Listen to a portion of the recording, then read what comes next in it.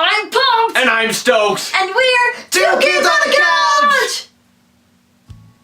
Hello, welcome back to Two Kids on the Couch for the start of our Tony season! That's right, we love the Tony Awards. We're super excited to start talking about them this year. In today's first episode, we're going to be talking about the nominations and the shows that we are super excited for this Tony season. On the dawn of Tuesday, May 3rd, all studying for finals went Unstudied. Because Tony nominations came out. We aren't thrilled about all of them, but we are thrilled about some. And those are the ones we're going to tell you guys about today. The first nominations that we're really excited for is American Psycho's nominations. That's right. I don't know how much I'm going to like the show, to be honest. I haven't been able to listen to enough of it. But it was nominated for scenic and lighting, and everything I've seen there is awesome. Especially the lighting. I think it's super cool, and I really hope that it does well. American Psycho. So the fellow named Seth Rudetsky wrote a show called Disaster the Musical. He did. It's not like a high-class show. It's kind of a spoof. It's something that really fits more off-Broadway, I think. But it's got a great cast, and audiences have responded to it pretty well. We're just proud of our boy Seth. That's right. It's just a show that's kind of fun and doesn't take itself too seriously, and sometimes Broadway needs more of those. Yeah. So it only got one nomination for Jennifer Samard, and she probably won't win, but like, it's cool that it's up there. you know, we're proud of the show. Disaster the Musical. Seth.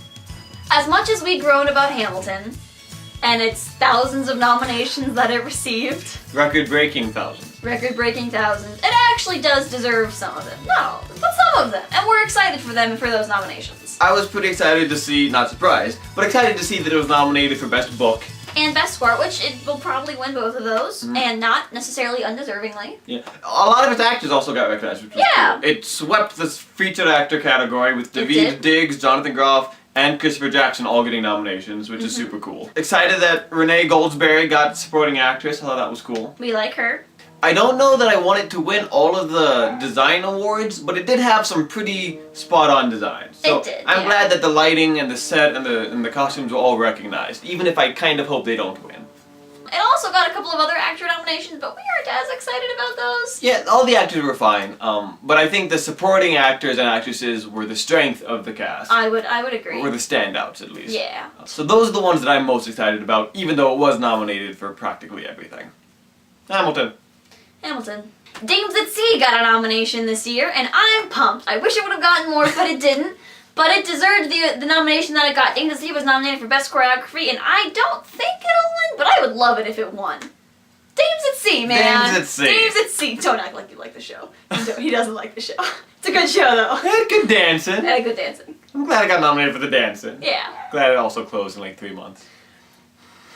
There's a play this season called King Charles III that I don't know too much about, but I really like the concept and I really like the direction it's going.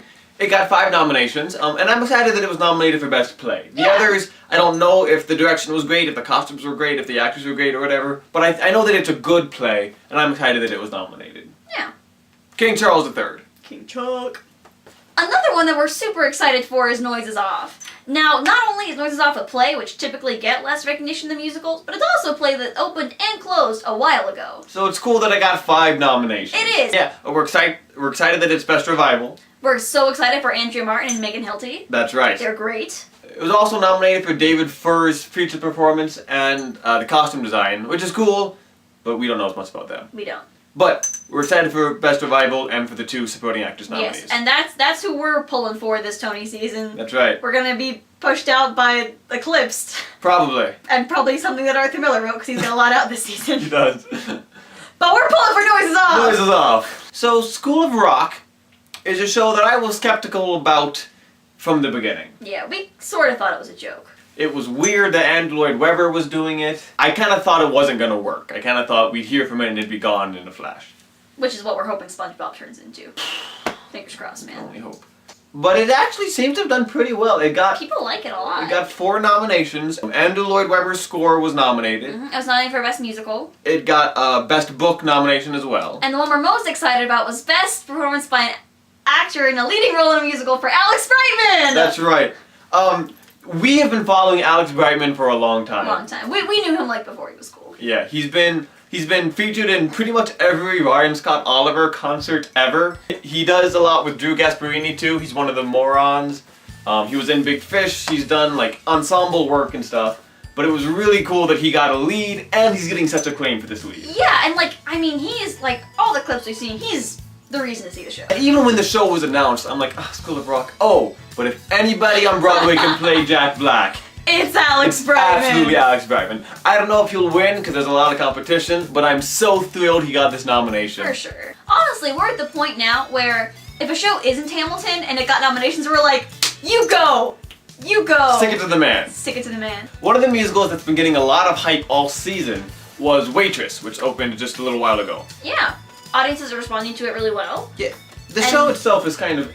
Yeah, it got 4 nominations. We don't love it. Yeah. But, while we don't love Waitress, we do love its performance by an actor in a featured role. Christopher Fitzgerald! We love Christopher Fitzgerald so much. He's freaking best! Like, he's pretty much only nominated for featured actor roles. That's okay! And we're psyched. He's really talented. He's gonna have a little bit of trouble beating the Hamilton boys. But if the Hamilton fellows split the vote a la Fun Home... Oh, yes. Chris has got it! Chris. So we're pulling for you, Chris. We're pulling for Chris. Hardcore pulling for Chris. Hey, Stoked. Didn't you go see one of the musicals nominated for Best Revival of a Musical this December? Wouldn't you know it? I did.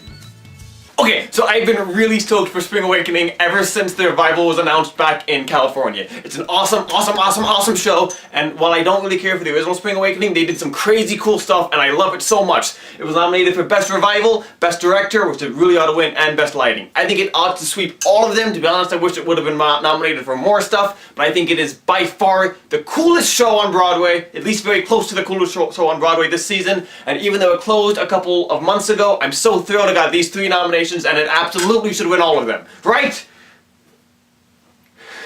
This is a show that we're going to talk about a lot in our snubs video, but right now we're talking about what it was nominated for. Tuck Everlasting was nominated for costume design. And it had good costumes. It had great costumes. It deserves that nomination. It also had a great cast and set and score. Tune in to our snub episode. So those are the shows we're most excited about, the nominations I should say we're most excited about this year. If you have thoughts on any of these, if you think maybe we were too excited about some, or not excited enough about others, feel free to leave them in the comments below. Next week we'll be coming out with our snubs episode, which will be a lot less peppy. We'll be a little bit more angry about that one. But if you want to see us get fired up about that, come tune in for that. Don't forget to enter our sweepstakes, entering for a chance to host with us. # Operation Desperation. Operation Desperation. Just please, you know. just enter. Enter. It's not that hard. Call us, text us, tweet us. You can do it. Yeah, follow us on social media, Facebook and Twitter, down below. At 2 Kids on a Couch. And yeah, happy Tony season. We'll see you in a couple of days. Stay couchy. Are you allowed to do it left-handed? That I don't know. I don't know if it's like Jesus or like Satan. I don't know if it's like that clear of a... Did Josh call you handsome? No. Oh yeah, he did. Josh. He was one of the deaf gay guys. I was impressed. Gotta love those deaf gays. Am I right? Why did Billy Elliot get 11? Why did Billy Elliot get 11? Nobody cares about Billy Elliot anymore. Except for those cats. Amazing.